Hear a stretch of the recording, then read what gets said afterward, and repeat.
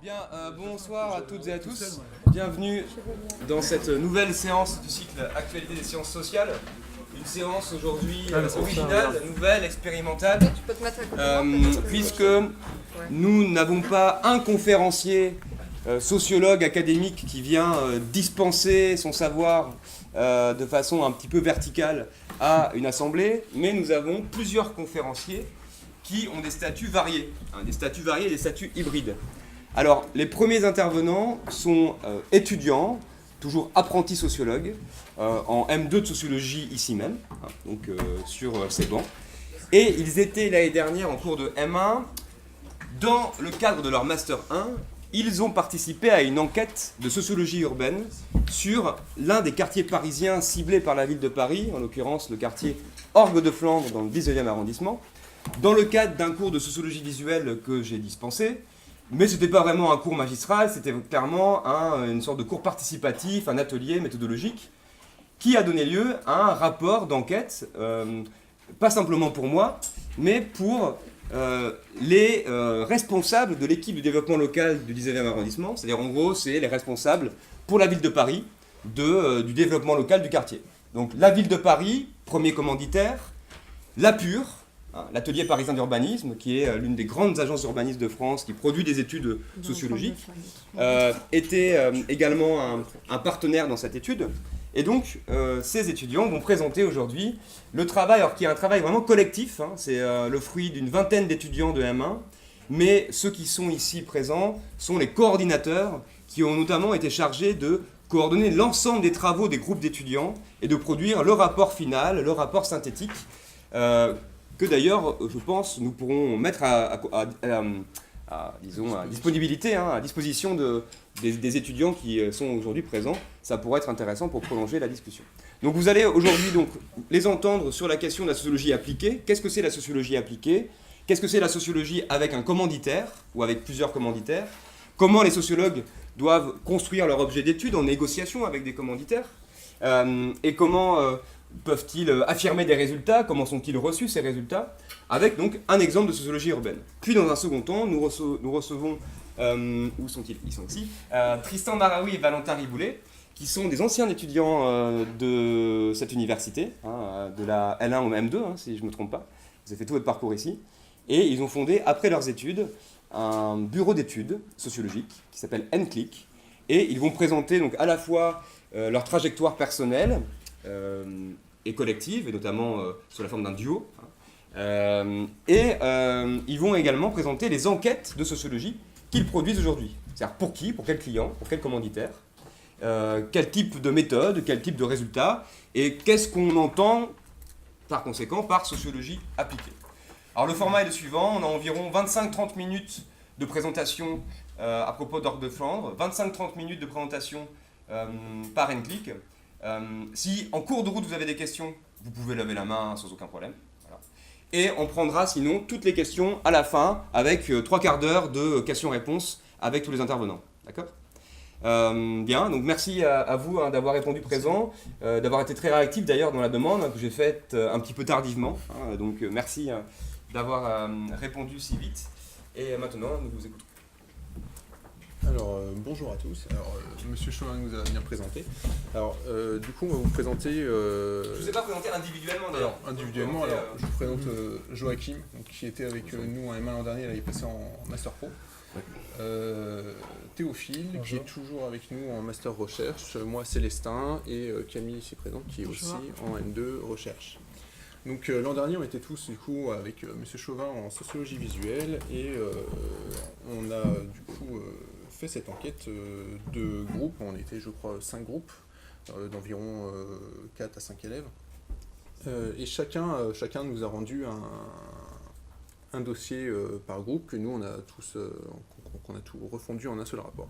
Donc on va vous présenter un petit peu ce que c'est que la sociologie appliquée sur ce terrain-là. Du coup, je voudrais rappeler, comme le notait à juste titre M. Chauvin, il s'agit en fait d'une demande qui a été formulée par la Pure et la Ville de Paris. Donc, pour rappel, la Pure, l'atelier parisien d'urbanisme, a donc sollicité M. Chauvin afin d'effectuer ce travail de recherche auprès des habitants du quartier Orgue de Flandre, qui qui se situe dans le 19e arrondissement de Paris. Donc, vous voyez la magnifique map. Voilà. Ce quartier en fait est composé de 4 tours, cantates, sonates, préludes et fugues. On ne voit pas très bien, mais bon. Elles ont été fondées entre 1973 et 1980 par l'architecte Martin Van Trecht. À l'époque, en fait, c'était un projet qui semblait en effet être une solution efficace pour répondre aux besoins de l'époque de logement urbain et d'expansion en fait des métropoles.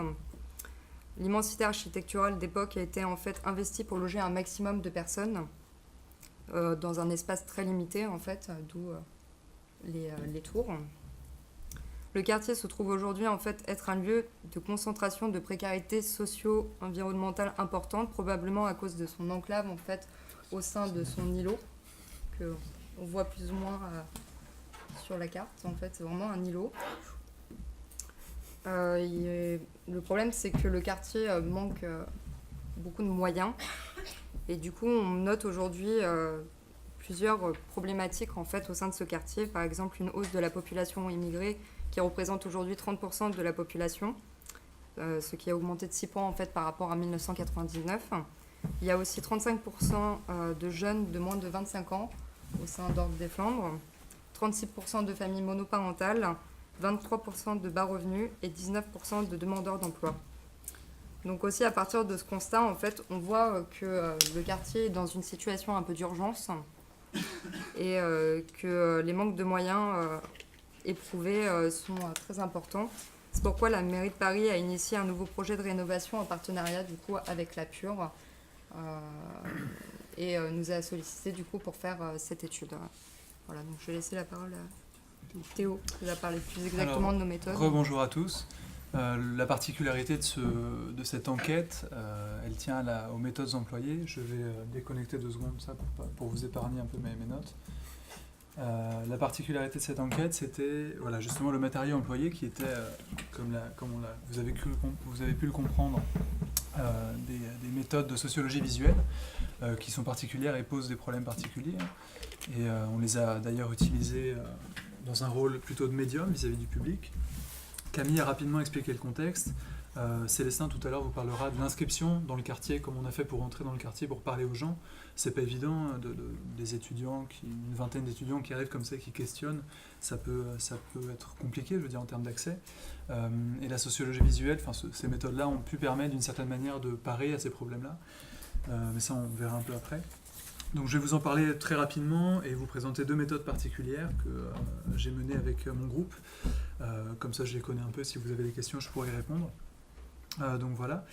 Alors la sociologie visuelle, voilà, c'était vraiment c'était l'un des buts premiers quand même de l'enquête, c'était de mettre en place et de mettre en pratique ces méthodes-là. Et pour ce faire, on a utilisé divers moyens qui étaient, alors, notamment des cartes mentales, je vais vous en montrer tout à l'heure, et des photo-interviews. Donc finalement, si vous voulez, l'intérêt des méthodes visuelles, c'était vraiment en vue du contexte particulier. Ça, je vous l'ai déjà dit d'une certaine manière, mais étant donné on avait un accès au terrain assez restreint, puisqu'on avait 4 mois, quelque chose comme ça, je crois, d'enquête, à peu près 4 mois d'enquête, et c'est pas évident de récolter un matériau en 4 mois, de qualité, j'entends.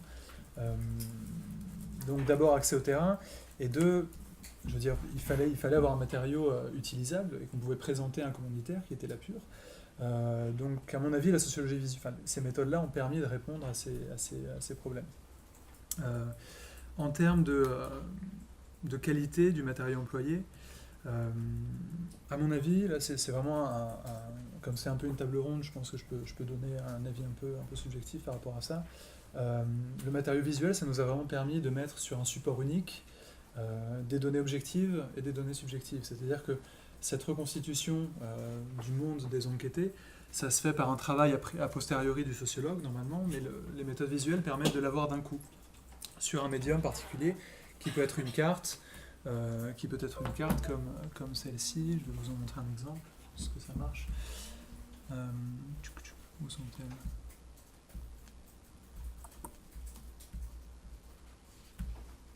Voilà. Alors là, je ne sais pas si c'est peut-être un peu plus F5. Ouais. Excellent. C'est bon. Non. Bref. Comment on fait sur Google Drive pour le mettre en... Bonne question. Enfin, vous les voyez, qu'importe. Donc sur ces cartes, on avait une carte du quartier qui est tout à fait basique, il n'y a rien de spécial. Et on a demandé aux enquêtés d'indiquer, je ne sais pas si vous voyez les couleurs, mais bon, ça c'est orange et là où c'est vert, en fait on ne les voit pas à cause du filtre qui est mauvais, d'indiquer les zones qu'ils trouvaient agréables et peu agréables. C'était très basique et binaire, et de montrer leur parcours.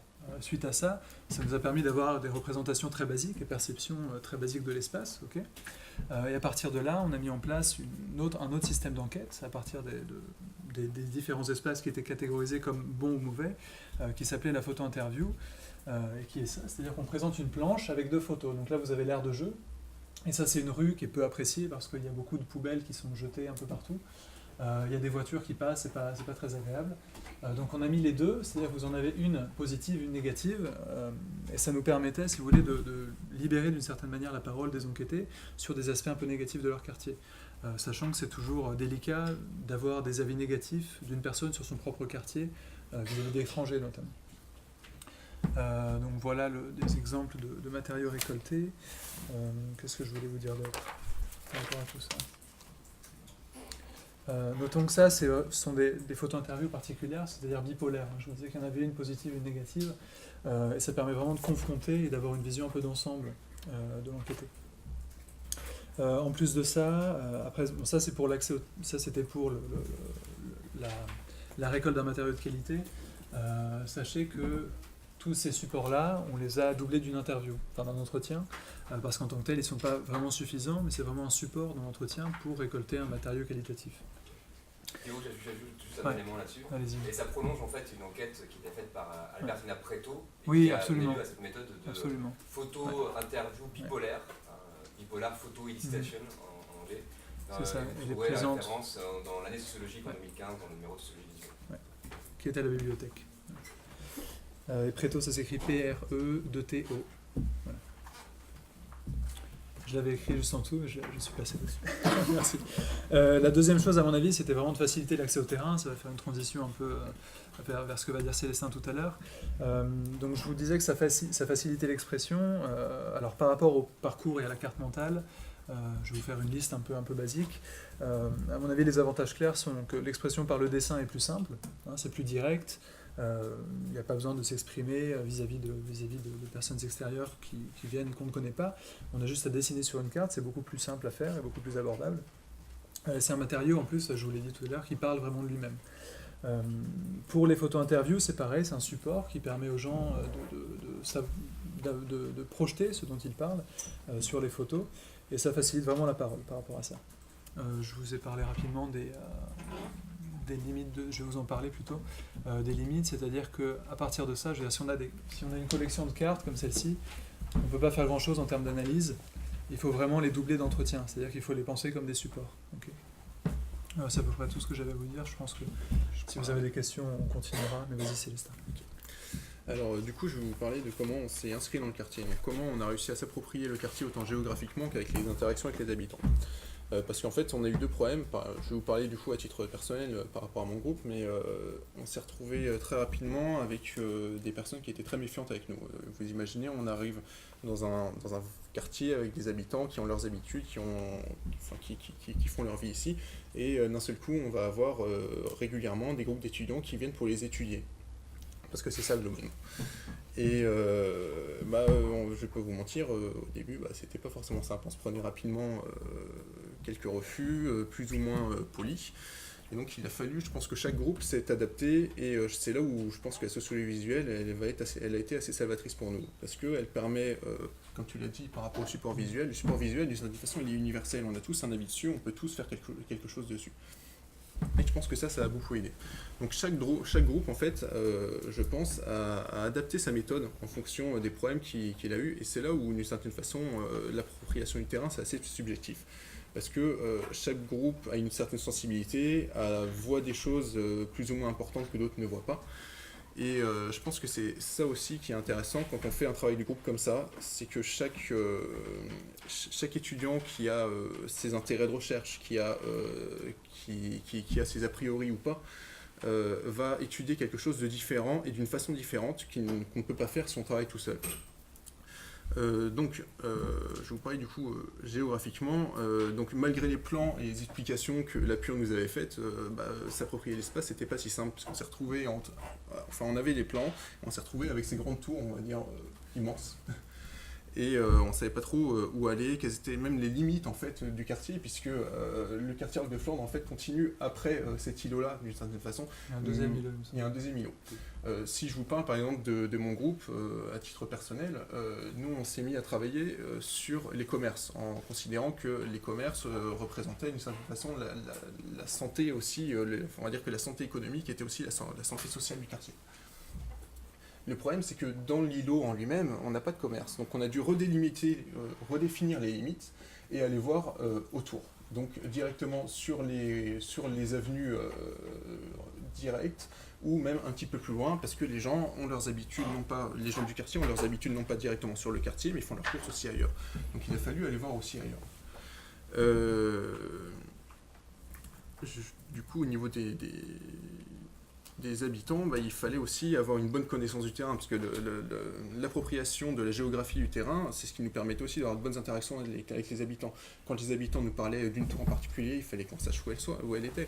Donc d'une certaine façon, il fallait, je vais vous dire, montrer patte blanche, et ça passe par la compréhension et la connaissance du terrain. Il faut qu'on leur montre qu'on est compétent et qu'on est là aussi pour les comprendre et non pas que les écouter. Je pense que je vais passer la main. Ça, c'est l'îlot principal des Orgues de Flandre. Ici, et le deuxième îlot, c'est celui-ci, avec cette tour. Alors moi, pour ma part, je vais vous parler des résultats. Donc, je vais être assez factuel, en fait, beaucoup moins méthodologique, et parler beaucoup moins de méthodologie, et vous montrer un peu ce qu'on peut faire, et ce qu'on a fait, du coup, avec ces matériaux. Alors, à noter que chaque groupe avait fait indépendamment son dossier, et que nous, on était chargé de les réunir, donc on utilisait... Voilà, tu me manges ma table des matières. Tu peux me la remettre, s'il te plaît. Super, donc voilà, on a coupé le dossier en deux grandes parties. Frontières spatiales et sociales, Première partie, frontières spatiales et sociales, et perception et usage, pardon.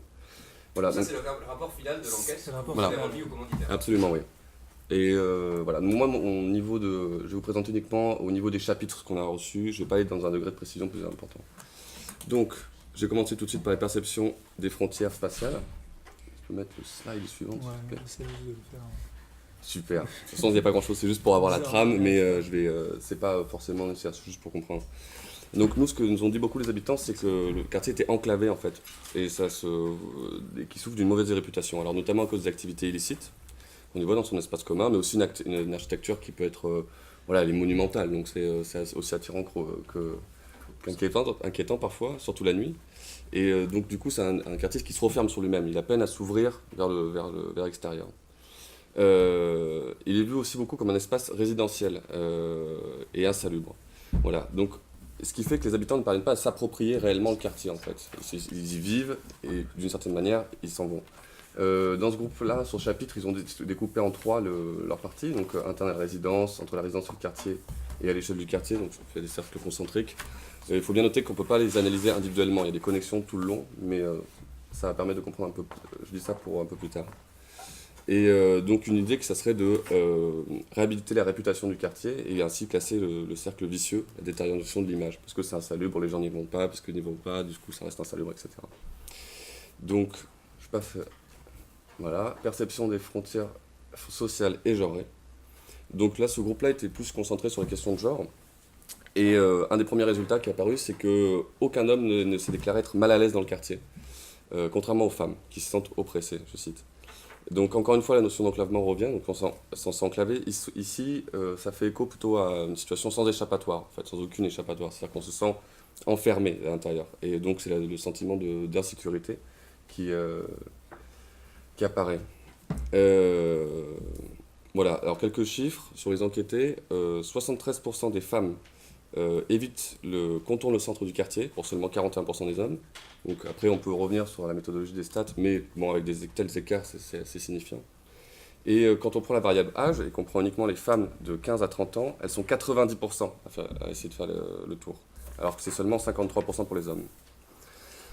Alors, on a bien noté qu'il y avait des zones de verdure au centre, c'est bête qu'on n'ait pas qu'on n'ait pas sur le map, peut-être, mais ouais, ça sera peut-être un peu plus clair pour ceux qui connaissent moins bien le quartier. C'est vrai que Voilà, au centre, il y a de la Vous voyez verdure, voilà, c'est une un aire de parc, en jeu, fait. voilà.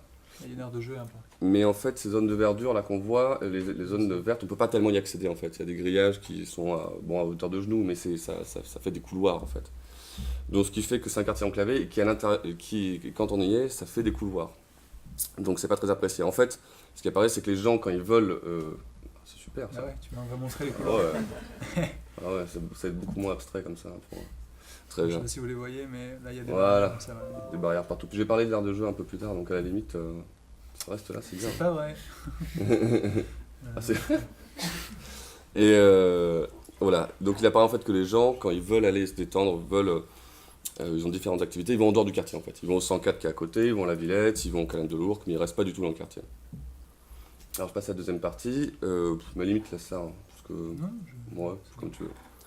Sur les perceptions et usages des espaces cette fois, et notamment de l'aire de jeu. Tu vois, c'était pourtant pas mal. Et alors, c'est un lieu qui est attractif, notamment parce qu'il y a des bancs publics.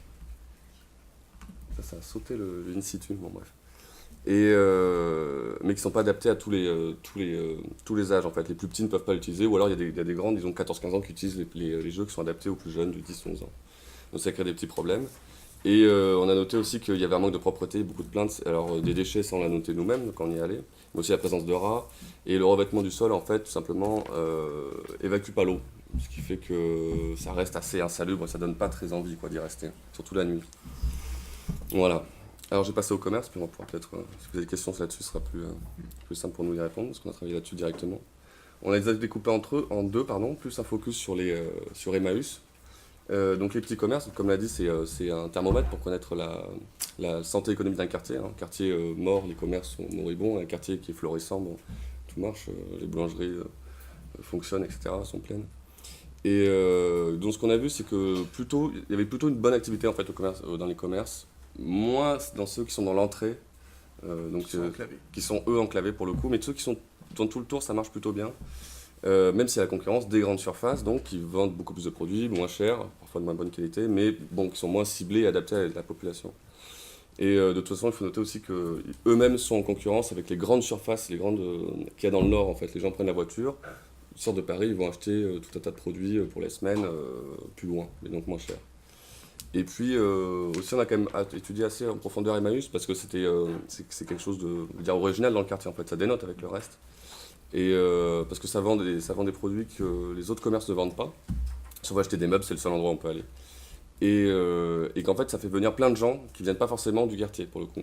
Des gens même de la rue, qu'on a croisé des gens qui venaient de rue de gauche, enfin qui venaient d'Asselance, parce que c'est un des plus grands de Paris, c'est le plus grand d'ailleurs. C'est le plus grand de Paris, voilà.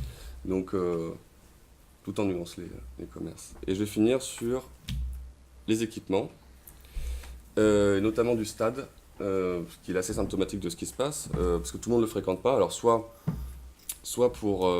parce qu'ils préfèrent faire du sport intérieur, ou alors parce que les gens vont faire du sport dans des stades mais qui sont à l'extérieur du quartier, pour différentes raisons, parce que le sport proposé est plus... Et on préfère le sport proposé à l'extérieur, pour l'école est plus près, tout un tas de raisons. Et puis les personnes qui tout simplement n'en ont pas besoin, notamment les mamans qui ont des enfants en bas âge de 1 à 6 ans. Bon, le stade, c'est pas encore, disons, font pas partie de la population cible, on va dire comme ça. Et donc à chaque fois, il est apparu que le stade était trop petit. En fait, il y avait trop de demandes par rapport à la capacité d'accueil. Et un manque d'espace, ce qui fait qu'on ne pouvait pas installer de nouveaux équipements, type basket, ping-pong ou autre, après ça. Et un manque d'agrément aussi. Il manquait du matériel, des fontaines d'eau et éventuellement un toit quand il pleut. Alors les jeunes, de manière générale, sont plutôt ravis de ce stade. Les autres, on va dire, se plaignent des nuisances sonores. Bon, ça, après, c'est toujours pareil. Mais pour contredire un petit peu ce qu'on disait, c'est-à-dire que j'expliquais que le quartier était enclavé. Mais il y a beaucoup d'enfants et de jeunes qui sont très satisfaits du stade. En fait, c'est devenu un vrai point de rencontre. Ce qui fait que les jeunes, dans le stade, s'approprient le lieu. Et c'est devenu un lieu commun, un espace commun, voilà. Donc ça pourrait peut-être donner des idées après pour les recommandations. Le stade est là. Voilà, voilà, je finis. C'est plus... Donc voilà, alors comme vous l'a présenté Joachim, ça c'était nos résultats du coup de cette recherche. Donc c'est un exemple d'application en fait de la sociologie sur des commandes publiques ou autres. Il est essentiel quand même de rappeler aussi que, évidemment, ces méthodes, enfin, la méthode visuelle comme tout autre procédé méthodologique, sont des techniques qui ont évidemment leurs limites. Donc on a pu le voir plus ou moins dans la partie de Théophile. En fait, le travail d'enquête du sociologue est justement de savoir aussi reconnaître les imprécisions et les limites de son analyse. Donc on a essayé d'expliciter au maximum en fait, les biais possibles de notre démarche et de nos résultats en allant des problèmes d'interprétation posés par les supports d'enquête aux imprécisions méthodologiques, un peu comme l'a évoqué certaines personnes, induites par l'échantillon qui est peut-être pas assez représentatif en fait, du quartier. Par rapport à ça, une dernière chose peut-être sur je l'ai un peu dit quand j'en parlais, Camille l'a répété aussi, quand on fait des méthodes visuelles, je pense que c'est intéressant d'en parler puisque on parle des enquêtes sociologiques ici, on peut être tenté juste de l'utiliser comme une illustration. En fait, c'est une photo, c'est super, bah, écoutez, je montre ce dont je parle et on s'arrête là. Et non, il faut vraiment que ça ait un usage, il faut que ça serve à quelque chose. Il y en a pas beaucoup justement d'auteurs qui ont un peu essayé de théoriser ça. Baker l'a fait, je pense que vous le connaissez, Howard Baker. Je vous donnerai la référence si vous voulez, je crois qu'elle doit être au fond. Voilà, c'est ça, c'est un article. Et je pense que quand il dit qu'il faut montrer que le travail visuel élargit le champ de l'anthropologie sociologique, il a vraiment raison. C'est vraiment si on utilise des matériaux visuels, c'est pour apporter un plus et permettre quelque chose, que ce soit en termes d'accès ou en termes de résultats. Là, à mon avis, l'usage qu'on en a fait pour cette enquête allait dans ce sens-là, parce que ça nous a permis d'aller sur un terrain dans un temps restreint. Ça nous a permis de récolter un matériau finalement d'une qualité, pas d'une grande qualité, mais d'une bonne qualité, suffisante pour être présenté à un commanditaire officiel. Voilà. C'est tout ce que je voulais ajouter. Merci beaucoup.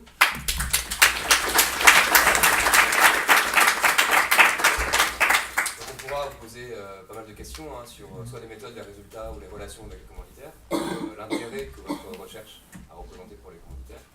Mais avant cela, nous allons pouvoir écouter Tristan Maraoui et Jean-Luc sur leur propre expérience